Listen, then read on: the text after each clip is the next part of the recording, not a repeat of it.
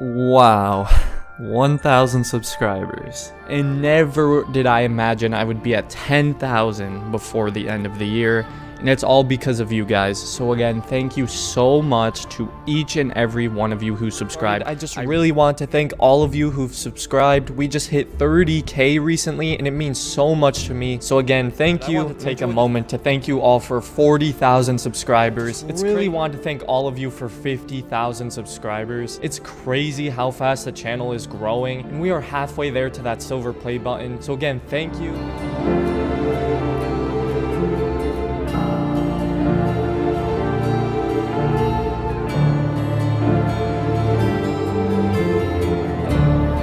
Hey guys, how's it going? We made it.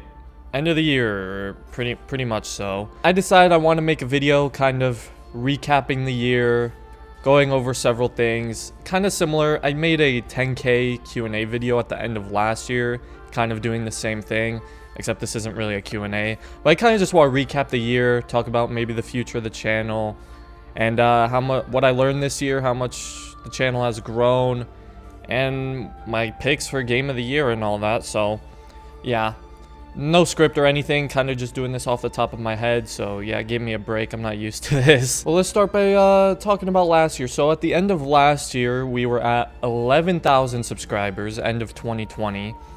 My goal for this year was to hit 100,000. We got over 80,000. Extremely grateful for that. Honestly, I knew it was an ambitious goal, wanted to try for it anyway. But it was still an amazing year for the channel. Seriously, thank you guys. Everyone who was new this year, welcome, thank you. But this year has been interesting. I think last year was more of me finding the formula for my channel, what videos my audience likes. I understood that a little more heading into this year. So this year was really more about consistency, trying to get videos up. At the beginning of the year, I kind of hit a little demotivation spell. I was not really feeling it, so I was uploading like once every 1 or 2 weeks, and then around the summer is when I really started getting my groove, videos every other day, coming up with new ideas, all that, more Assassin's Creed videos, and also still reviews. I like to do both, so we're gonna keep doing that going forward. But yeah, well, hold on, wait, octupled our growth? What is the word for 8 times the growth? I don't know, but 8 times the growth. Okay, yeah, so that's pretty sick. Thank you guys. I also graduated this year, so this is kind of my full-time job now, which is, I mean, that's a dream come true. So yeah, you guys made it possible, man. It still feels surreal, honestly. It really hasn't hit me yet, but yeah, so that's pretty awesome. And I've been able to put more time into the channel this year, a lot more time actually. But let's talk about game of the year. So I believe It Takes Two won game of the year at the Game of the Year awards, which I mean, I played A Way Out, same studio. I didn't play It Takes Two. I was thinking about it, but I mean, even from what I've heard, it's a good game. I've heard it's a good game, but not exactly like a masterpiece or anything like that. And for that to win game of the year kind of shows that 2021 wasn't the greatest year for games. We had a lot of really hyped games this year that didn't really live up to expectations, except maybe Halo Infinite, but that like just came out, so I don't even know if that counts. Battlefield, obviously, probably being the cyberpunk of this year, if you would. I still liked Battlefield. I had fun with it. Definitely a lot broken with it, but I have no doubt that game will be good and by next year, honestly. Kind of happens with every Battlefield game, but it kind of sucks that we have to wait and that EA fails to learn their lesson seemingly with every single bad release they've ever had. But okay, so since I didn't play It Takes Two, my personal game of the year is going to be Resident Evil Village. The Resident Evil series I just discovered this year, and I'm so glad I did. I've only played 7 in Village, but both were really fun. 7 was a little bit more horror, survival, a lot scarier for sure, I think, and I really liked like the realistic tone and setting they were going for. They made a lot with a very small space and world. But Village I love for different reasons. the aesthetic, the world design. I mean, the game just looks so good graphically. And it runs really well too on PC, surprisingly. Like, kind of blows my mind. Obviously, Lady Dimitrescu was the whole advertising for this game. That's all it really needed. That's what most people will remember, I'm sure. But the story was great. I love the story. I think Ethan is an underrated protagonist. But I love the story. The gameplay was very improved on from 7. Felt smoother, much better inventory system. There were a lot of boss fights, of course. I prefer the Resident Evil 7 boss fights. The one in Village felt very easy, at least when on normal difficulty compared to Resident Evil 7's normal difficulty. But, I mean, yeah, I don't know if I could choose between 7 and Village. They're both really good for different reasons, like I said. And I'm really glad I discovered Resident Evil this year. That was a ton of fun. I also thought I would name like my favorite new game I played this year for a review. So it didn't necessarily come out this year, but like my favorite game that I played this year that didn't come out this year. You get what I mean, I'm guessing. So for me, it was probably... Okay, I'm gonna pick 2 games because it's too hard. I'm gonna say Shadow of War, Middle-earth Shadow of War. Loved that game. Oh man, that was so much fun. And The Last of Us, for obvious reasons, as I think everybody knows. The Last of Us, amazing story, fun gameplay, extremely immersive world and level design. Shadow of War was just addicting for me. I played that I reviewed that in January. That was like at the start of the year. But even in my review of the game, I was watching it recently, and I said the story was alright. Nah, the story was good. I liked the story a lot, especially the final act, the final 2 acts, really.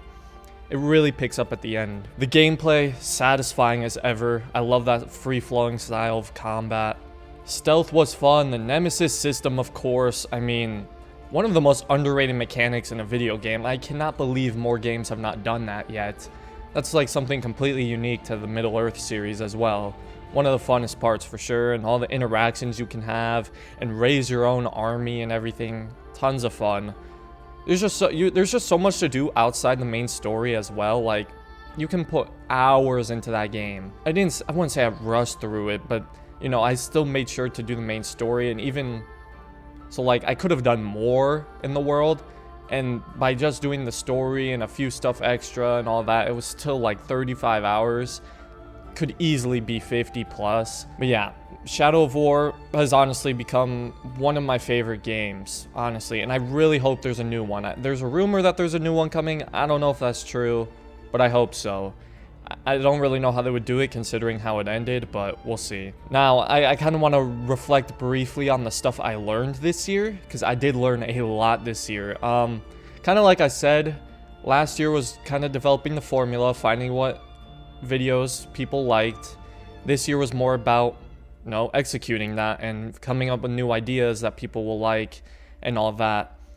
And just learning consistency with uploads, and you know, I definitely tried to be a little more creative, put some more comedy into the videos, which people really like, so I'm glad.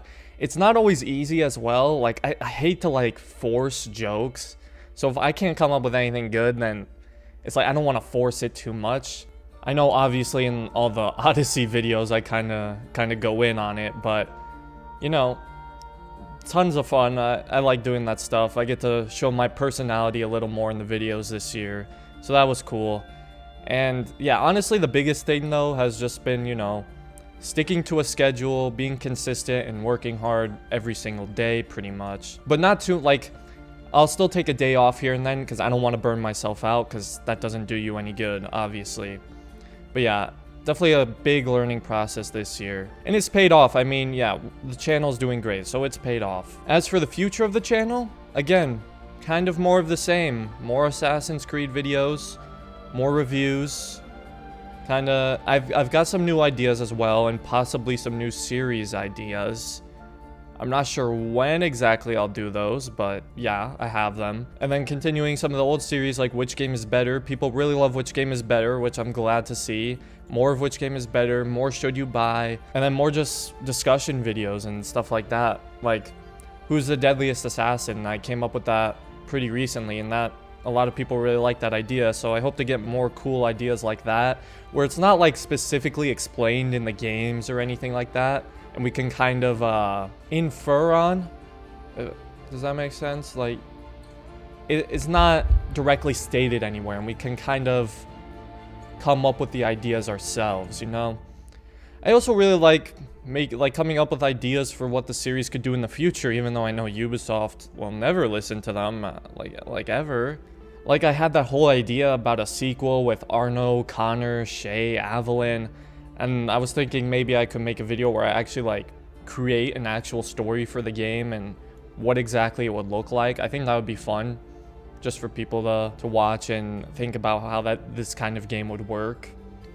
But yeah, I mean, that's pretty much it, guys. Thank you so much for 2021, seriously. It was a great year. It had its ups and downs, but it was a great year. And I think 2022 will be even better. So I'm gonna keep doing my thing. And yeah, enjoy. Maybe I'll, you know what? Yeah, let's tease my first video for 2022, because I think it's probably my most requested video, probably. So I'll show the thumbnail for it on screen for a split second. All right, there you go. See you in 2022, guys. All right.